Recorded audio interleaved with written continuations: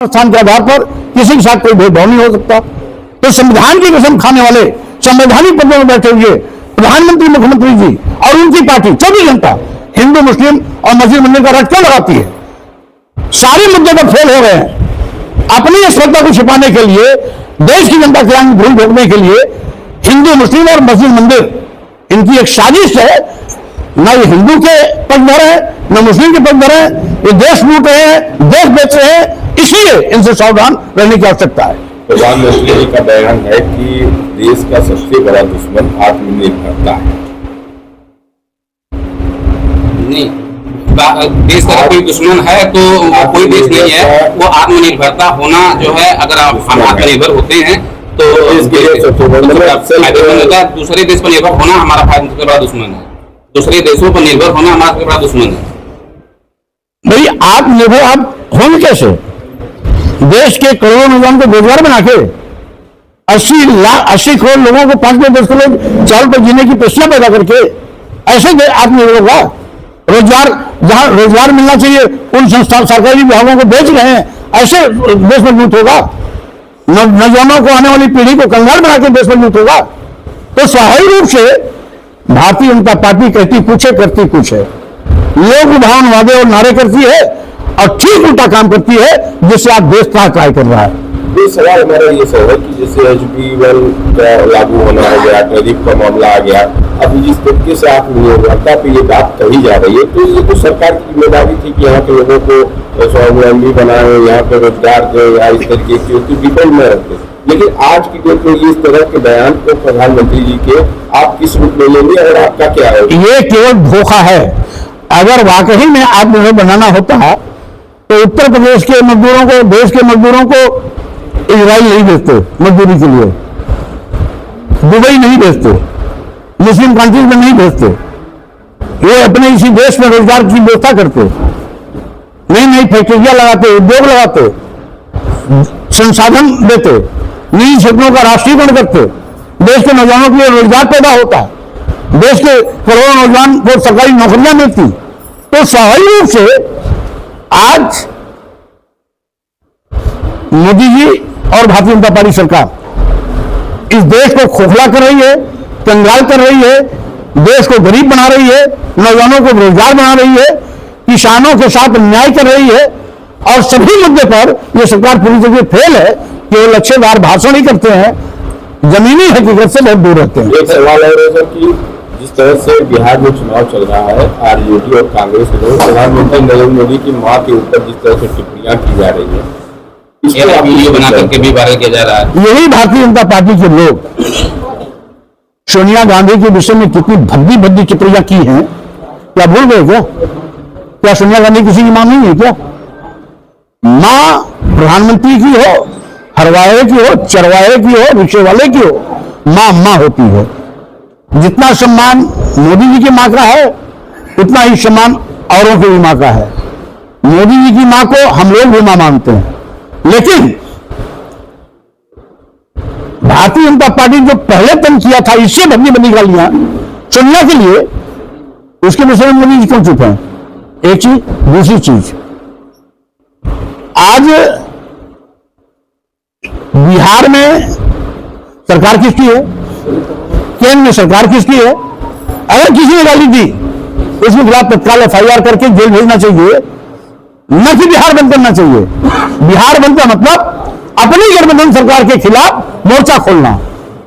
तो स्वाभाविक रूप से ये जिस थाली में खाते हैं उसमें भी छेद करते हैं, और साथ ही साथ आप देश की बेरोजगारी, गरीबी, महंगाई, अशिक्षा और साथ देश बेचा जाना, स्कूल बंद किया जाना, इन मुद्दों पर तो कभी बाहर नहीं निकलते, कभी सड़क पर नहीं निकलते। ना गाली मिल गई, बिहार बंद हो रहा है, जबकि उसके खिलाफ FIR होना चाहिए, जेल जाना चाहिए, और यही परमाणु पटाक्षेप होना चाहिए। ये चुनावी मुद्दा बनाने के लिए गाली देना एक साजिश है, और जिस व्यक्ति ने गाली दी उसकी फोटो एक नहीं दर्जनों बार नीतीश जी के साथ वायरल हुई है। तो इसका मतलब यह नहीं हो सकता क्या कि मोदी ने जानबूझ के साजिश के तहत इसको गाली दिया, जिससे कि आने वाले चुनाव में इसको मुद्दा बनाया जा सके। और कई जगहों पे आपने अपने कार्यक्रम को रखा है, अब चुनाव आने वाला है, क्या है पूरा भारतीय जनता पार्टी जनहित के सभी मुद्दों पर पूरी तरीके से फ्लॉप हो गई और इनकी गलत नीतियों के चलते देश का करोड़ों करोड़ जवान बेरोजगार हो गया, बेरोजगारी का दंश झेल रहा है। जब से भाजपा सरकार आई है, सरकारी नौकरियों के लाले पड़ गए, बेइंतहा गरीबी बढ़ी है। गरीबी का आलम यह है कि 140 करोड़ की आबादी में 80 करोड़ लोग ऐसे गरीब, लाचार, बेबस जिंदगी जीने के लिए मजबूर हैं, जिनकी जिंदगी ही 5 करोड़ 10 करोड़ चावल पर आके अटक गई है। महंगाई आसमान पर है, आम लोगों का जीना दूभर हो गया है। किसानों को लाभकारी मूल्य देने का वादा करने के बावजूद भी आज तक किसानों को लाभकारी मूल्य नहीं मिला। यहां तक कि किसानों की एक ही मांग है कि किसानों के उत्पाद का न्यूनतम समर्थन मूल्य घोषित कर दिया जाए। भाजपा सरकार वो भी नहीं कर रही है। प्रदेश में छुट्टा जानवर किसानों की फसल चर के चौपट कर रहे हैं। योगी सरकार इस पर प्रभावी नियंत्रण करने में फेल है। आज उत्तर प्रदेश की कानून व्यवस्था पूरी तरीके से ध्वस्त हो चुकी है और उसका नतीजा है कि बड़े पैमाने पर जब से भाजपा सरकार बनी, SC, ST, OBC के नौजवानों की रोजाना आए गए दिन हर 4-5 जिलों में हत्या, बहन बेटियों को बलात्कार दुराचार का शिकार बनाया जाना आम हो गई। सरकार अपराधियों के खिलाफ कड़ी कार्रवाई करने के बजाय अपराधियों को बचाने में पूरी ताकत लगाती है, क्योंकि ये आपराधिक कृत्य करने वाले ज्यादातर लोग कहीं न कहीं भाजपा सरकार द्वारा संरक्षित हैं। यही नहीं, भाजपा सरकार जिन दलितों, आदिवासियों, पिछड़ों को हिंदू कह के वोट दिया था, सत्ता में आने के बाद उन्हीं दलित, आदिवासी, पिछड़ों का आरक्षण शून्य और निष्प्रभावी कर दिया है। वैसे भी जो सरकारी नौकरियां नहीं तो आरक्षण तो अपने आप शून्य हो जाता है, लेकिन गाहे बेगाहे कोई वैकेंसी निकली भी तो इनके किसी भी विज्ञापन में SC, ST, OBC का 100% आरक्षण नियम का कहीं फॉलो नहीं किया गया है। 4% पे लाकर रोक देते हैं। सिविल टाइप्स को 0.5, 0.7, 0.2 पे लाकर रोक देते हैं। बैकवर्ड को 27% आरक्षण के बजाय 8%, 9%, 10% पे लाकर रोक देते हैं। तो स्वाभाविक रूप से आज आरक्षण नियमों का पूरी तरीके से अनदेखी की जा रही है। 69,000 शिक्षकों की भर्ती में आज तक 18,000 आरक्षित वर्ग के चयनित अभ्यर्थियों को नियुक्ति पत्र नहीं मिला। वो इसी धांधली का एक हिस्सा है। बिना विज्ञापन निकाले मनमाने तरीके से कहीं कहीं यह कहते कि SC, ST, OBC के अभ्यर्थी पद नहीं है, इसलिए सभी पदों को सामान्य रूप से भर दिया जाए, यानी 100% आरक्षण अजगर की तरह निकल रहे हैं। आज कुल मिलाकर के योगी सरकार की प्राथमिकता हर 400-500 मीटर पर शराब की दुकान खोलने का है, जबकि प्रति किलोमीटर स्थित राइट टू एजुकेशन एक्ट के मुताबिक 6 साल से 14 साल के बच्चों को अनिवार्य रूप से शिक्षा दिए जाने की जो सरकार की जवाबदेही और जिम्मेदारी है, ये सरकार उससे पलायन कर रही है।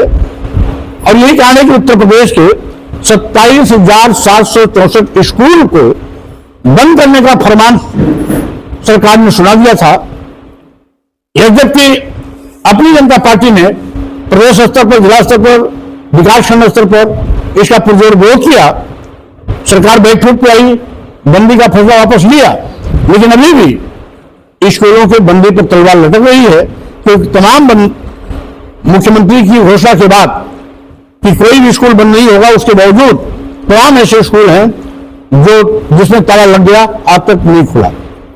यानी 27,764 स्कूल बंद करने का मतलब है ग्रामीण क्षेत्र के गरीब बच्चों को शिक्षा से वंचित करने का एक षड्यंत्र है, क्योंकि प्राइमरी और जूनियर हाई स्कूल में गरीब बच्चे ही पढ़ते हैं। वो गरीब पिछड़ा हो या अगड़ा हो, वो गरीब मजदूर दलित आदिवासी हो, हिंदू हो या मुसलमान हो, गरीब के ही बच्चे इन स्कूलों में पढ़ते हैं। और ऐसे स्कूलों को बेहतर बनाने के बजाय बंदी का फरमान ये बहुत ही चिंताजनक है, और साथ ही सरकार की उस गंदी सोच को जाहिर करती है जिससे ग्रामीणों को शिक्षा से वंचित करने का साजिश की जाती है। वहीं पर उच्च शिक्षा इतनी महंगी कर दे रहे हैं कि गांव का 40 बीघे का 50 बीघे काश्तकार भी अपने बेटे बेटियों को अब विश्वविद्यालय में पढ़ाने के लिए 100 बार सोचेगा। जो शिक्षा सर्वश्रेष्ठ होना चाहिए उसका व्यवसायीकरण किया जा रहा है, यूं कहिए आधुनिकीकरण किया जा रहा है, और जिसके नाते आम लोगों से शिक्षा दूर होती जा रही है। हमारी मांग है, माननीय प्रधानमंत्री को इस बात का ध्यान तो है कि 1 नेशन 1 इलेक्शन, उसके पहले जबकि प्राथमिकता यह सुनिश्चित किया जाना चाहिए कि 1 नेशन 1 एजुकेशन, लेकिन 1 नेशन 1 एजुकेशन का भूल के भी कभी जिक्र नहीं किया।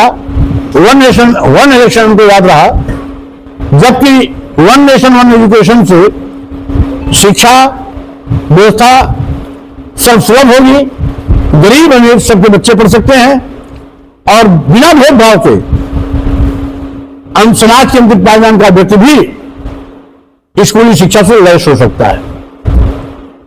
माननीय प्रधानमंत्री नरेंद्र मोदी जी यूं तो भारत को विश्वगुरु बनाने का सपना दिखाते हैं, लेकिन काम उल्टा कर रहे हैं। जब से माननीय मोदी जी प्रधानमंत्री बने, देश के राष्ट्रीय संपदा, संपत्ति और विभाग एक एक करके अरबों खरबों की संपत्ति कौड़ियों के भाव बेचना शुरू कर दिए हैं। देश के सभी बंदरगाह, एयरपोर्ट, एयर इंडिया, बहुसंख्यक रेलवे स्टेशन और कई दर्जन ट्रेनें, यहां तक कि LIC जैसी बड़ी संस्था अपने चहेते उद्योगपतियों के हवाले कर दिया। मेरा सवाल है कि आखिर अदानी अंबानी जैसे कुछ स्थायी शाह माननीय प्रधानमंत्री की प्राथमिकता पर क्यों? देश की संपदा या देश का सरकारी विभाग जनता के खून पसीने गाड़ी कमाई से दिए गए टैक्स से स्थापित होता है। माननीय प्रधानमंत्री जी सरकारी विभाग, सरकारी संस्थान, सरकारी प्रतिष्ठान को निजी हाथों में बेचने का जो पाप कर रहे हैं, ये ईस्ट इंडिया कंपनी से भी खतरनाक इनका कदम है, जो देश का बंटाधार कर रहे हैं। विश्वगुरु बनाना तो बहुत दूर की बात है, आप देश को कंगाल बना रहे हैं, गरीब बना रहे हैं, लाचार बना रहे हैं, बेरोजगारों की फौज तैयार कर रहे हैं, किसानों के साथ हलचलती हो रही है, कहीं स्कूल बंद किए जा रहे हैं और कहीं बड़े पैमाने पर गुंडाराज को बढ़ावा, अराजकता को बढ़ावा, और नतीजा है कि जंगल राज की आग की चपेट में अब तो भारतीय जनता पार्टी के लोग भी आने लगे हैं। अभी गाजीपुर में एक थाने में भारतीय जनता पार्टी के कार्यकर्ता की मौत, लखनऊ में ABVP छात्रों पर बुरी तरीके से लाठीचार्ज। अभी 16 तारीख को जब मैं बनारस में था तो वहां पर बड़े पैमाने पर पुलिसकर्मियों और वकीलों में हाथापाई, मारपिटाई, यहां तक कि एक दरोगा बुरी तरह से घायल भी हुआ। यह है इनके जंगल राज का एक छोटा सा आईना। जीरो टॉलरेंस उनका तकिया कलाम हो गया है। जीरो टॉलरेंस का अर्थ ही नहीं समझ पाया योगी जी, और यही कारण है कि रटवीर तोते की तरह जीरो टॉलरेंस बोलते रहते हैं, लेकिन जमीनी हकीकत क्या है इस पर उनकी नजर नहीं जा रही। इन सारी असफलताओं को लेकर के अपनी जनता पार्टी पूरे उत्तर प्रदेश में भ्रमण का कार्यक्रम तय किया है। मानवर कांशीराम साहब के जन्मदिन 25 मार्च 2025 से इस यात्रा की शुरुआत हुई थी। लखनऊ के डॉक्टर भीमराव अंबेडकर सामाजिक परिवर्तन स्थल से जो 6वें चरण में यात्रा आज आजमगढ़ में आई है और आजमगढ़ की यात्रा हमारे 42वें जिले की यात्रा को पूरी करेगी। इसके बाद पूर्वी उत्तर प्रदेश के सभी जिले हमारे भ्रमण कार्य से आच्छादित हो जाएंगे। अब हम यहां से निकलने के बाद बुंदेलखंड का दौरा करेंगे 7वें राउंड में और फिर उसके बाद 8वें, 9वें, 10वें, 11वें, 12वें में मैं पश्चिमी उत्तर प्रदेश के बचे हुए अन्य जिलों का दौरा कार्य संपादित करूंगा। मकसद है कुंभकर्णी नींद सोने वाली भारतीय जनता पार्टी जो जनता के साथ धोखा कर रही है उसे जनता को सावधान करना है और साथ ही साथ पूरे प्रदेश में जनता को सम्मान स्वाभिमान के साथ खड़ा कर इस लुटेरी सरकार के खिलाफ लामबंद होना है। और हमारा इस यात्रा का एक मकसद और भी है कि 2027 विधानसभा चुनाव भाजपा की विधायी का चुनाव हो। इस दिशा में अपनी जनता पार्टी लगातार निरंतर प्रदेश के विभिन्न जिलों में जाकर विधानसभा स्तर पर कार्यकर्ताओं को जन संवाद के माध्यम से सावधान सहयोग भी कर रही है और साथ ही साथ सत्ता बनाने की दिशा में भी आगे बढ़ रही है। 403 विधानसभाओं पर हमारी तैयारी भी चल रही है और स्वाभाविक रूप से 2027 विधानसभा चुनाव करिश्माई होगा। आजम खां की पत्नी तंजीम फातिमा मायावती जी से मिलने दिल्ली तक पहुंच गई थी, इसको कैसे आप देखा? बहरहाल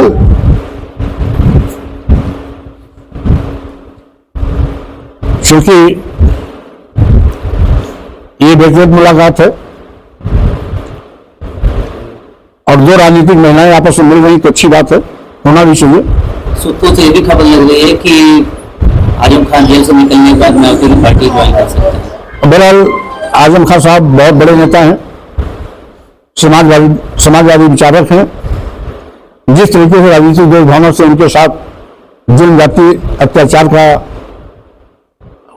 हुआ है, वाकई में राजनीति में बदले की भावना से काम नहीं करना चाहिए जिसके वो भुगतभोगी रहे हैं।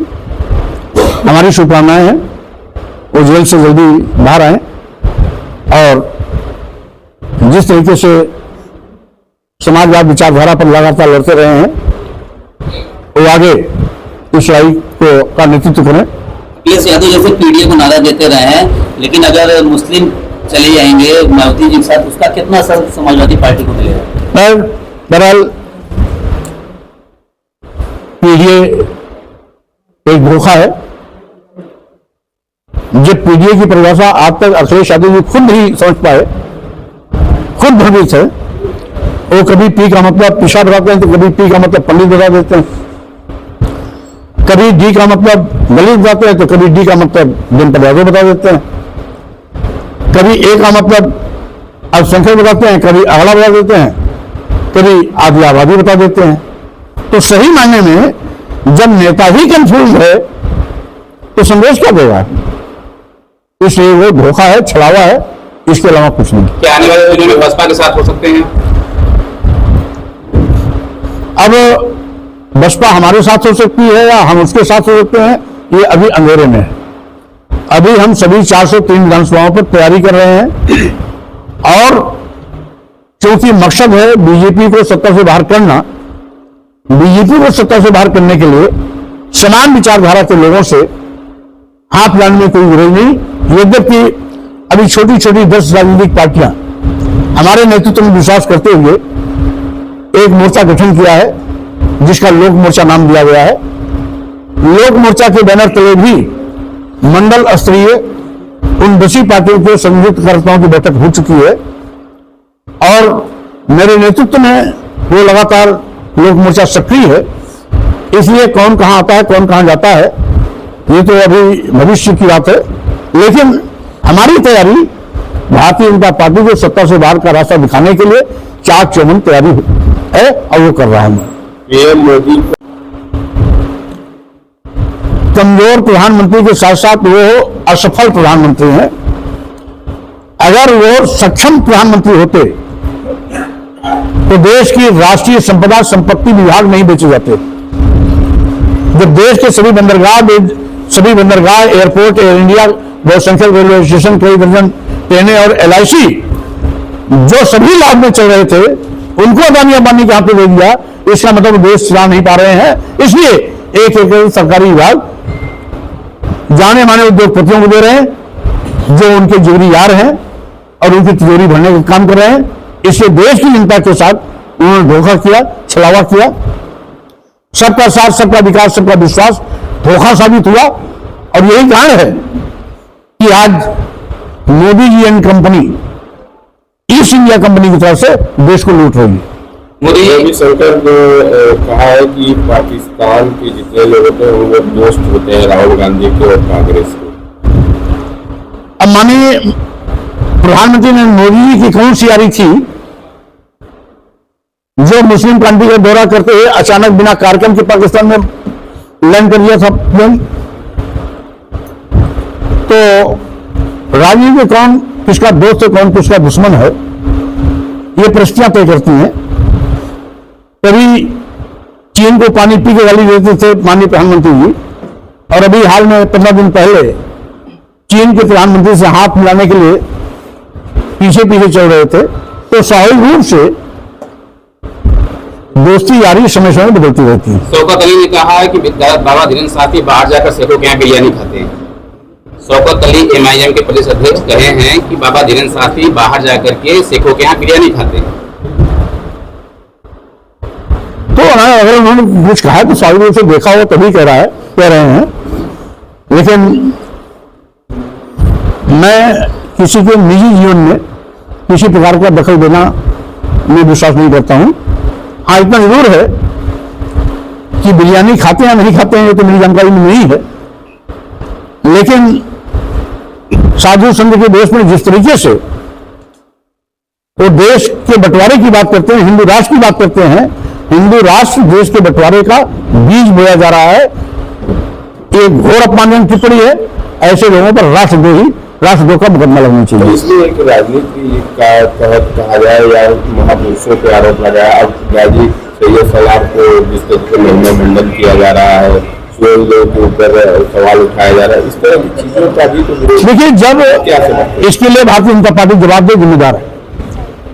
भारतीय जनता पार्टी जाने के पहले इस प्रकार की बात क्यों नहीं उठती थी? हिंदू मुस्लिम कहां से आ गया? मस्जिद मंदिर कहां से आ गया? ये मुद्दा दिया किसने? भारतीय जनता पार्टी ने दिया। 1100 साल तक यहाँ मुस्लिम शासक थे, तब हिंदू खतरे में नहीं था। आज हिंदू के ठेकेदार प्रधानमंत्री हैं और मुख्यमंत्री हैं तो हिंदू खतरा है। स्वाभाविक रूप से ये छोटी राजनीति है, घटिया राजनीति है, संविधान विरोधी राजनीति है, राष्ट्र को तोड़ने की साजिश है। ऐसे दूसरी भावना के लोगों से देश को सावधान रहना चाहिए। तो गाजी सैयद सलार की जो महिमा मंडन किया जा रहा है उसको आप किस रूप में देख रहे हैं? कौन महिमा मंडन कर रहा है? AIM के भाई कोई व्यक्ति विशेष कर सकता है। स्वाभाविक रूप से इतिहास के गड़े मुर्दे नहीं उखाड़ने चाहिए। आज भारतीय संविधान लागू है। हमारे 30 लाख स्वतंत्रता संग्राम सेनानियों ने लड़ाई लड़ी है आजादी के लिए। उसमें से बहुतेरे शहीद हुए, बहुतेरों ने अपनी जिंदगी पूरी जेल की सलाखों में बिताई, बहुतेरे घर बार छोड़ करके पूरी जिंदगी लड़ते रह गए। उनके बिना पर देश आजाद हुआ है। आज हिंदू, मुस्लिम, सिख, ईसाई, बौद्ध, जैन, पारसी सभी भारतीय है और सभी समान रूप से बराबर का महत्व रखते हैं। ये भारतीय संविधान कहता है। भारतीय संविधान ये भी कहता है धर्म पंथ मंत्री जी जो ट्रेन में पानी मिलता है बोतल का, उसमें 1 रुपया कम किए, बड़े बड़े विज्ञापन आया है। ऐसे कुछ कहना चाहिए। इनका काम है पहले किसी भी वस्तु का दाम इतना बढ़ा दो कि लोग उफ करने लगे, उसके बाद 1 रुपया घटा दो। तो ये पानी की कीमत बढ़ाए कितना थे पहले उससे पूछना चाहिए। और 1 रुपया घटाए तो कौन बड़ा एहसान कर दिए? जिसकी सर्विस निःशुल्क होनी चाहिए उस पर कीमत वसूल रहे हैं, 1 रुपया घटा करके एहसान लूटना चाहते हैं। तो स्वाभाविक रूप से 10 गुना कीमत बढ़ाते हैं, 1 रुपया घटा कर बारवाही लूटने की साजिश करते हैं। ये इनका षड्यंत्र है। सर, मेरा राम भट्टाचार्य ने जो संविधान पर जो अपील किया कि संविधान लिखने में सिर्फ जो है डॉक्टर BR अम्बेडकर नहीं थे, बाकी जो कमेटी थी उसमें सारे लोग थे। इसको लेकर क्या कहेंगे? अरे भाई, ये तो सभी जानते हैं कि कमेटी संविधान संविधान सभा थी, संविधान समिति थी, संविधान निर्माती समिति थी, उसमें कई मेंबर थे जो बारी बारी, कोई बारी का बहाना बना के, कोई विदेश जाने का बहाना बना के, कोई किसी कारण से उस संविधान निर्माण में अपना सहयोग नहीं दिया। बाबा साहब डॉक्टर अम्बेडकर चूंकि उस कमेटी के चेयरपर्सन थे, उन्होंने उसकी जवाबदेही सुनिश्चित की। ये कौन सी बात है, इसको सब जानते हैं। राम मनोहर कौन सी नहीं बात कर रहे हैं। बी आर अम्बेडकर को हम लोग अपना हीरो मानते हैं, मौका कि अकेले नहीं थे संविधान लिखने में। अब संविधान सभा में राम भद्राचार्य नहीं थे, इसलिए उनको कोई जानकारी नहीं है। वो केवल बोलना जानते हैं, जानकारी से उनका कोई मतलब नहीं है। एक